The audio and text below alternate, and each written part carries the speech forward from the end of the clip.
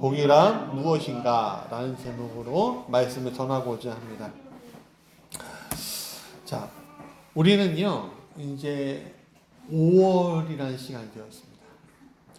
근데, 복 많이 받으셨나요?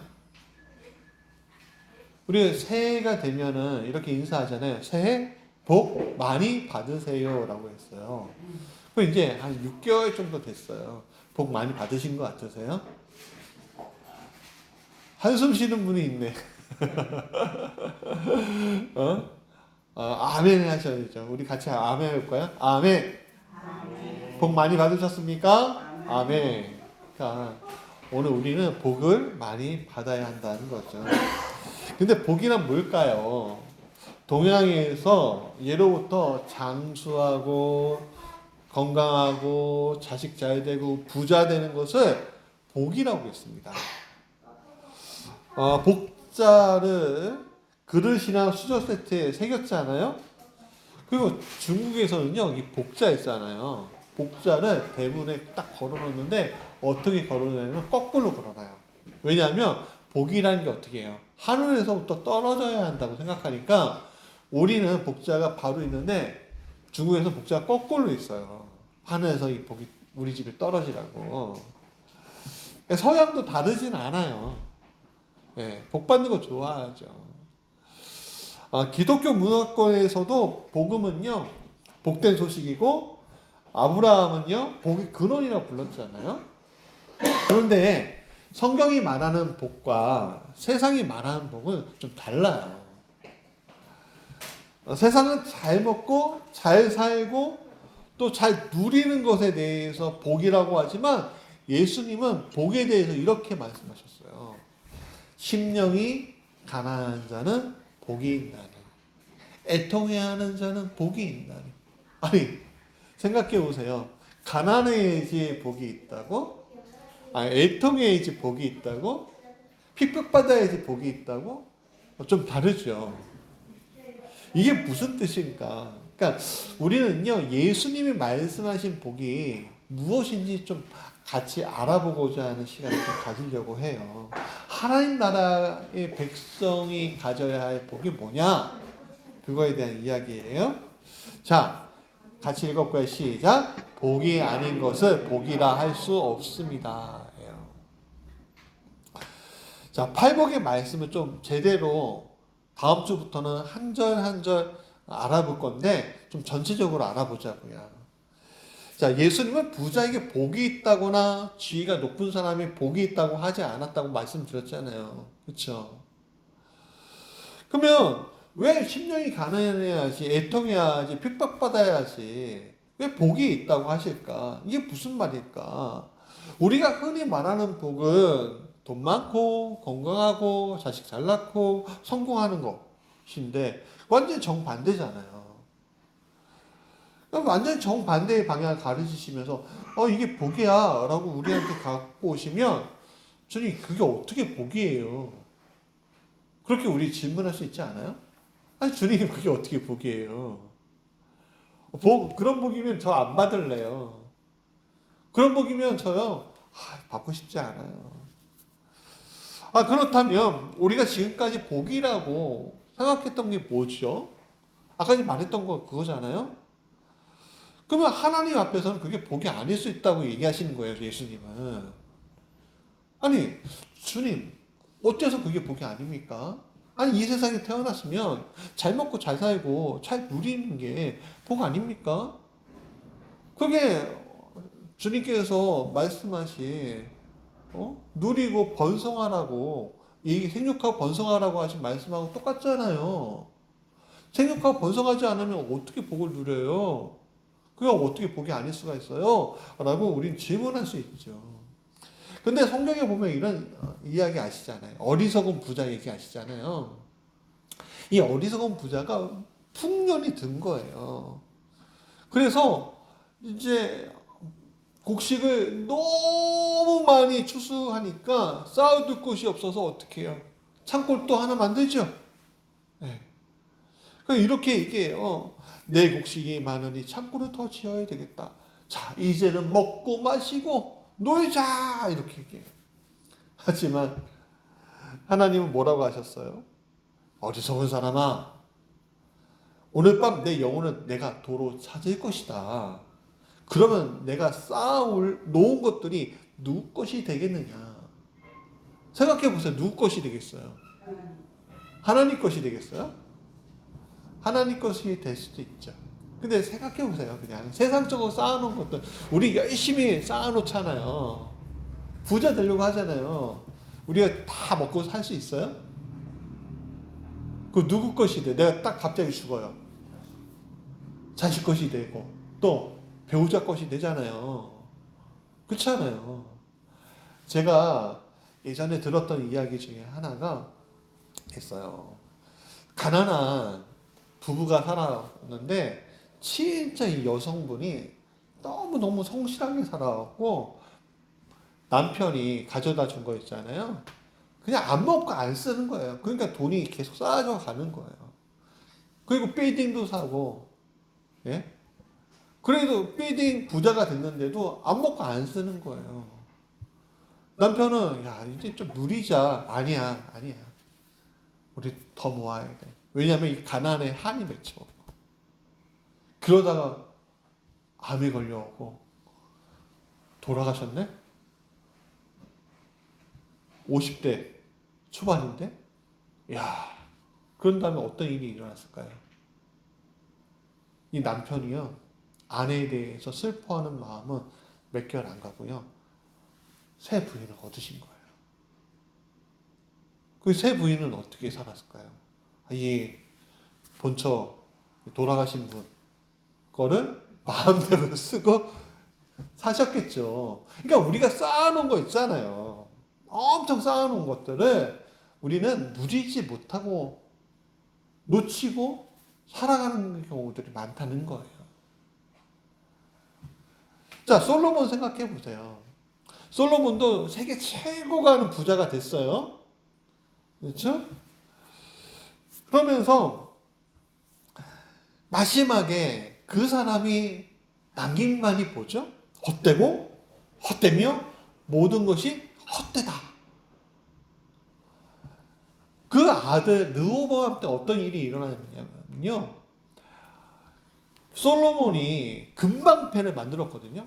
이게 방패, 금방패는요 부의 상징인 거예요. 100개를 만들었어요. 만들어놓고 보관했는데요, 이거요, 르호보암이 다 뺏겨버려요.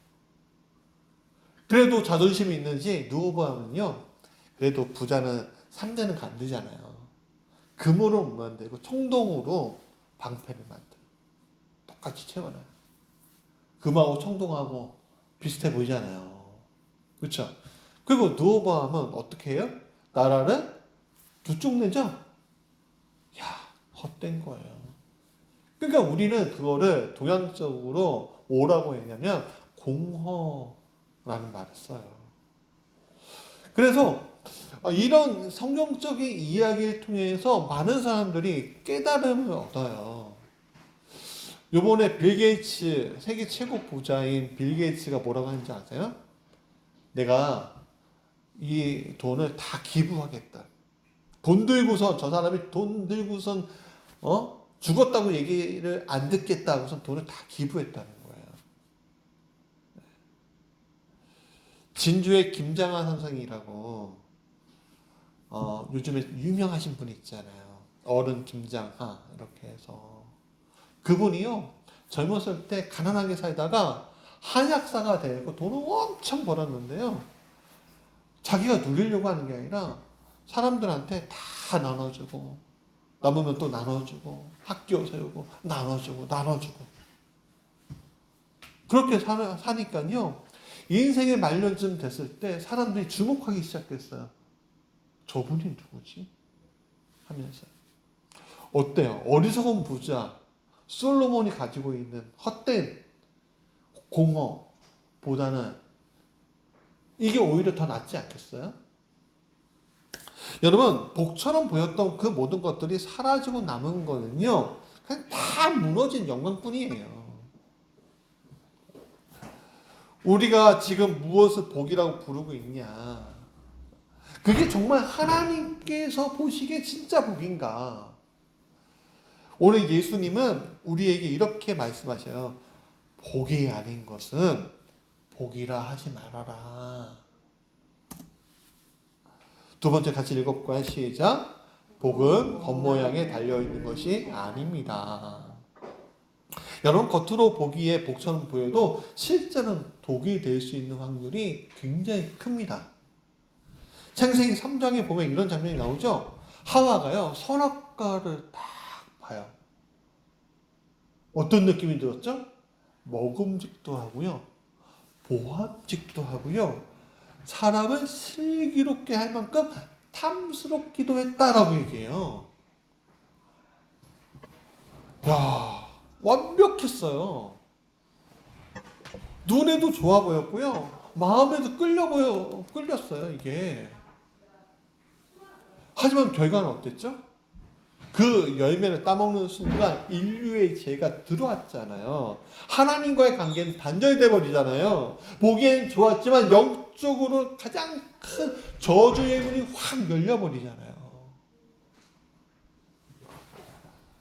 사랑하는 여러분, 우리가 흔히 말하는 복도 이와 비슷할 수 있습니다.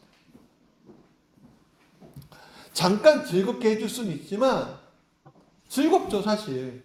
돈 있으면 즐겁지 않아요? 명예 있으면 즐겁지 않아요? 이 외모가 아름다우면 좋잖아요. 사람들 몰려오잖아요. 인기 있으면 얼마나 좋아요. 여러분, 인기가요, 돈으로 즐겨야 돼요. 그래서 사람들이요, 요즘에는요, 노도로 해서 돈 벌려고 하지 않고 인플루언서, 영상으로 해서 돈 벌려고 하잖아요. 인기 있으면 광고가 들어오니까. 근데 겉이 반짝반짝해요. 반짝반짝해요. 정말 하늘에 빛나는 별처럼 보여요. 그래서 그걸 뭐라고요? 스타라고 얘기하는 거예요. 그런데 그 안에 하나님이 없으면 그것은 복이 아니라 위장된 함정이라는 거죠. 겉모양을 보고 복이라고 착각하면 그게 오히려 우리를 무너뜨리게 만드는 것이다 라는 사실을 우리가 잊지 말아야 합니다. 왜냐하면 눈에 보이는 것에 기대고 살다 보면 결국 마음도 무너지고요, 영혼은요, 병들게 돼요. 여러분, 마음도 병들고 마음도 병들고 영혼도 병들면 어떤 일이 일어나요? 몸이 병들어요. 그 병들. 그래서 성경은 이렇게 얘기하는 거죠. 우리 사무엘상 16장 7절 같이 읽어볼까요? 시작. 사람은 외모를 보거니와 여호와는 중심을 보시느니라. 그쵸? 사람은 이쁜 것을 좋아해요. 어쩔 수가 없어요. 탐스럽고 부함직하고 이런 것도 좋아해요. 어쩔 수 없어요. 그러나 하나님께서 뭘 보셔요? 중심을 봐요. 하나님은 이쁜 걸 보지 않으세요. 왜? 그분이 가장 아름다우신 분인데 그 아름다우신 분이 낳은 우리가 다 이뻐 보이죠. 이뻐 보이지만 그 이뻐 보이는 그 중심 안에 자리 잡은 게 뭔지 보시고 그것을 통해서 하나님께서 역사하신다는 거예요. 복도 마찬가지예요. 하나님은 껍데기가 아니라 사람의 속을 보시고 복을 말씀하고 있는 거예요. 그러니까 우리가 눈에 보이는 겉모양이 휘둘리면 안 돼요. 하나님이 주시는 참된 복은요, 이 포장지보다는요, 그 안에 있는 내용에 있는 거예요. 교회도 마찬가지고, 말씀도 마찬가지예요. 우리 가정도 마찬가지 아니에요? 우리 가정도요, 40평짜리, 50평짜리 집에 사는 사람이 다 행복해 보일 수 있잖아요. 그렇죠? 제가 재밌는 얘기 하나 해드리면 저희 집이 임대아파트잖아요. 25평에 6명이 살아요. 되게 좁죠. 근데 되게 재밌게 살아요. 근데 우리 4학년 우리 셋째 산이가 친구들요 우리 집에만 데리고 나와요. 그래서 산이한테 물어봤어요. 산이야, 우리 집 좁잖아.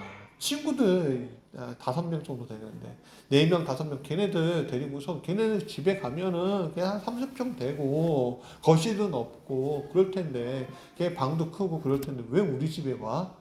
그랬더니요. 애들이 그랬대요. 산이네 집에 오면 마음이 편하대. 뭐라고 할 어른이 별로 없고 또 영적으로 분위기가 편한가 봐요. 네. 그러니까 여러분의 집도 마음이 편한 곳이 되어야 할 줄 믿습니다.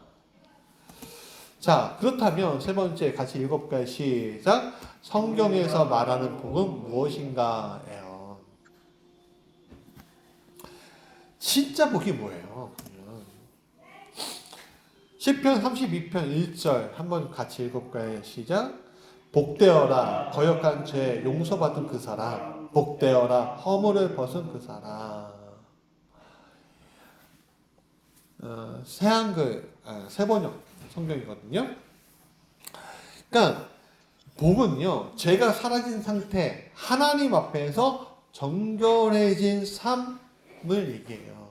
아무리 돈이 많아도 명예가 있어도 내 안에 죄가 그대로 남아있다면 그건 복이 아니에요. 여러분 생각해 보세요. 돈으로 죄의 문제를 해결할 수 있어요? 힘으로 죄의 문제를 해결할 수 있어요? 명예로 죄의 문제를 해결할 수 있어요? 없죠. 없단 말이에요. 그러니까 우리가 진짜 문제는 돈이 없어서도 아니고 능력이 없어서도 아니에요. 우리는 모두가 본질상 진노의 자녀인 상태로 우리가 이 땅에 있잖아요. 이미 유죄 판결을 받은 죄인은 사실, 그게 우리의 아주 근본적인 문제인 거죠. 그러니 정말 필요한 복은 더 많이 갖는 것이 아니라 죽을 수밖에 없는 우리에게 생명을 넣어주는 거예요. 다시 한번 죽을 수밖에 없는 우리에게 생명을 넣어주는 거예요. 생명을. 일시적 생명이 아니라 영원한 생명을. 그래서 베드로전서 1장에 보면 복된 말씀을 이렇게 말하죠. 3절 같이 읽어볼까요? 시작.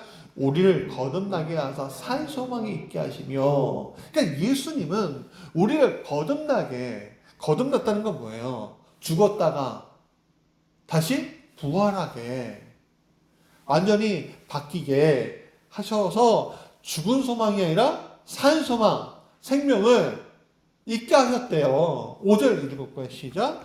하나님의 능력으로 보호하심을 받았다. 그러니까 이 산 소망이 있는데 그럼 그게 누구의 능력이냐? 하나님의 능력이 돼요.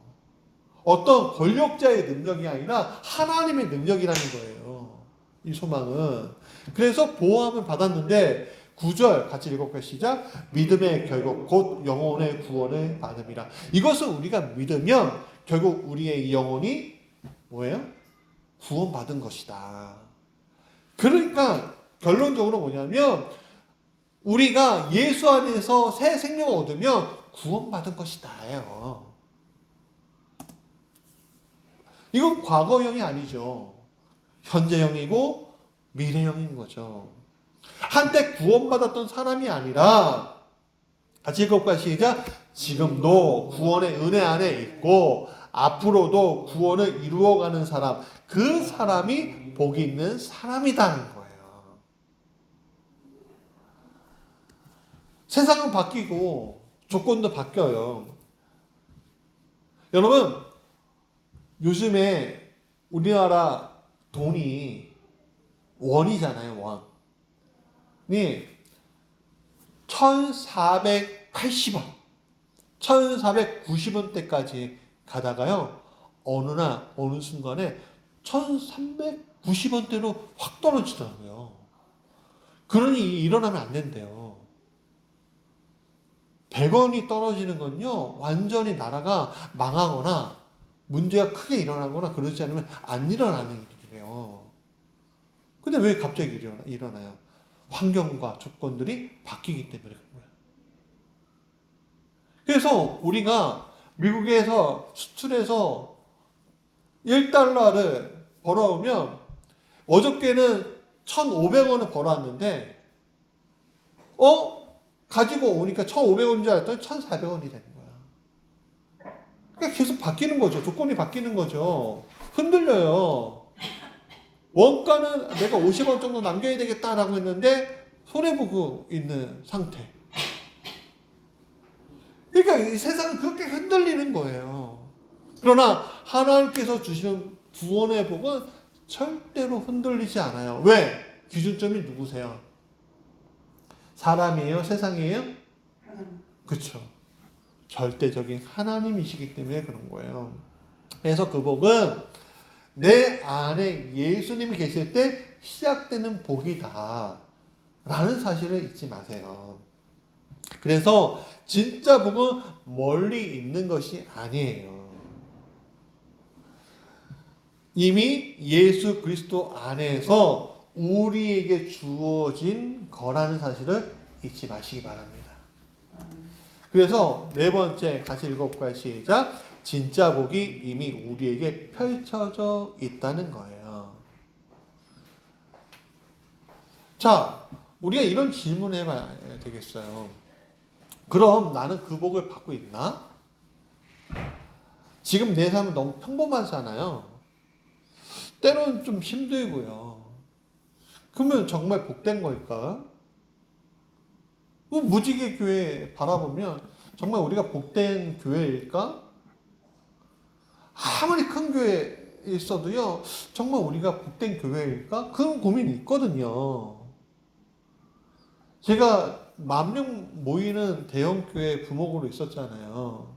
그때 들었던 생각이 그거였어요. 내가 정말 복된 사역하고 있는 거 맞아? 왜냐하면은 맨날 울었거든요. 그 교회 기도방에서. 하나님, 제가 정말 복된 사역하고 있는 거 맞아요?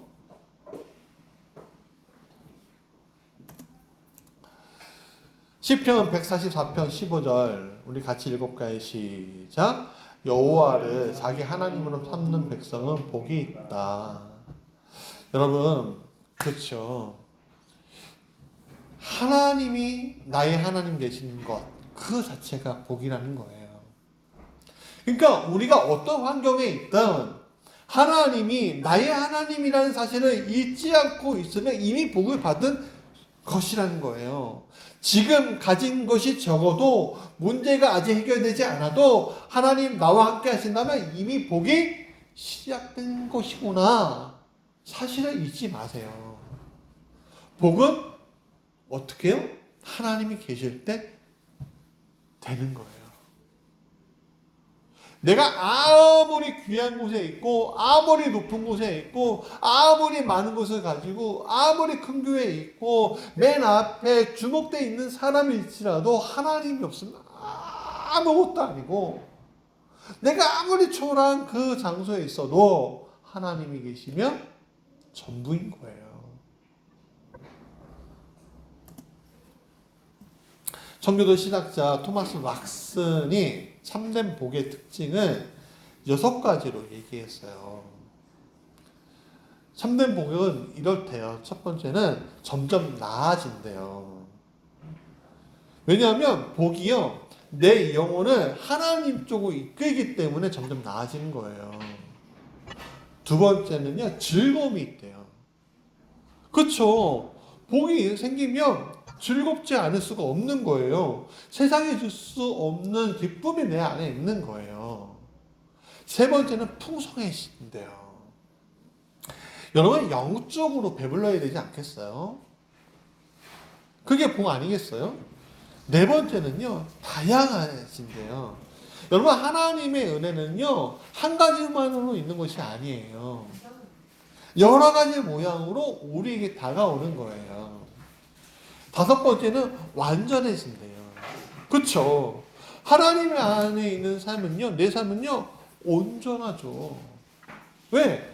하나님께서 완전하신 분이기 때문에 우리는 온전함을 취할 수 있게 되는 거예요.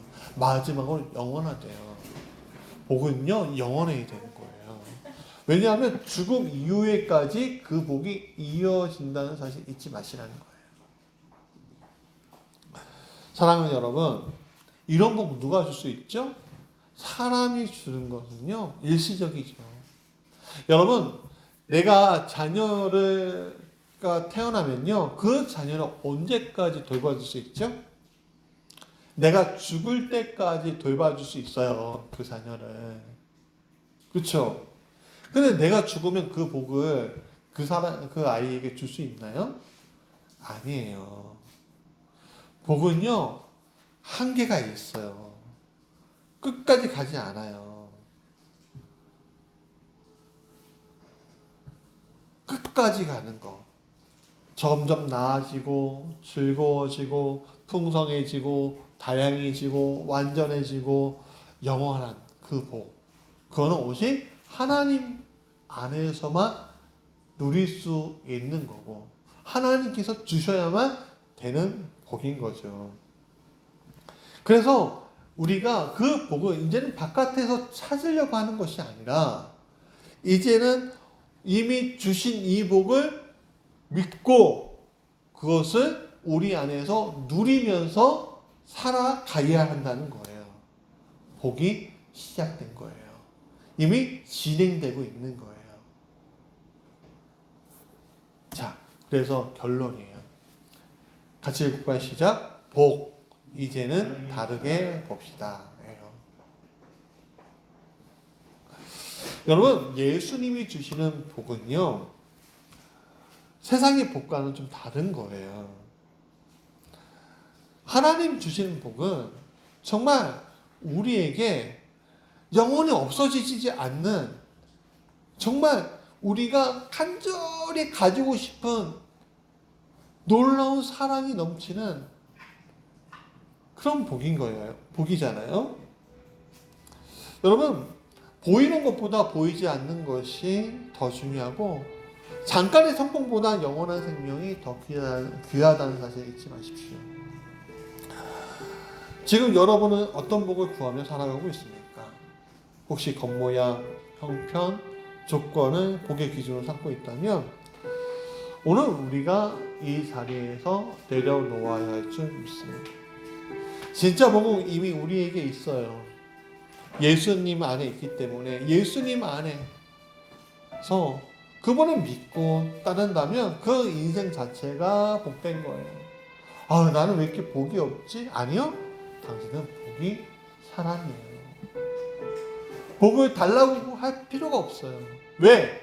복의 근원이 되기 때문이에요. 내 자녀에게 나는 복을 나눠줄 수 있는 사람이에요. 내가 아무리 강한 사람이지만 내 자녀를 대통령으로 만들 수도 있고, 대기업 사장으로도 만들 수 있고, 유명한 과학자로도 만들 수 있는 복이 내 안에 있는 거예요. 유명한 아름다운 성악가, 음악가로도 만들 수 있어요. 이미 내게 있어요. 그걸 믿으면 되는 거예요. 그럼 우리 자녀가 살아가면서 진짜 유명한 것들을 취하면 그게 정말 복된 걸까요? 아니죠. 그 아이들조차도 이것은 내게 금방 사라질 것이니 내가 영원한 복을 찾겠다라고 믿음으로 고백해야지만 그들에게도 복이 근원이 될 수 있는 능력이 생기는 거예요. 왜냐하면 진짜 복의 근원은 하나님이시기 때문에 그렇죠. 복을 찾는 인생이 아니라 복을 누리는 인생이 되는 우리 성도들 되시길 간절히 축원합니다. 우리 결단 찬양할게요.